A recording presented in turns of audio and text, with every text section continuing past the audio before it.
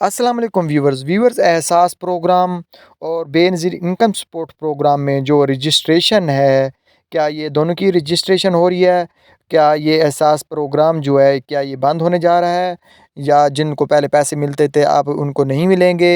तो इसके मुतालिक आज एक ताज़ा तरीन ख़बर लेकर हाज़िर हुआ हूँ और आप लोगों को ये भी बताऊँगा कि जो बेनज़ीर इनकम सपोर्ट प्रोग्राम है, इसकी रजिस्ट्रेशन कैसे और कब करवाई जा सकती है? व्यूवर्स एहसास प्रोग्राम बंद नहीं हुआ। जो सबका लोग हैं, जो पहले पैसे ले रहे हैं एहसास प्रोग्राम से, उनको ये पैसे मिलते रहेंगे। बस नाम चेंज कर दिया जाएगा, बेनज़ीर इनकम सपोर्ट प्रोग्राम अब नाम रख दिया जाएगा। बाकी पैसे जितने पहले मिलते थे, उतने ही पैसे आप लोगों को मिलते रहेंगे। यानी कि जब जो नई किस्त आ रही है, वो आप लोगों को लाज़मी तौर पर मिलेगी और जो अभी किस्त मिल रही है पहली, वो भी मिलती रहेगी।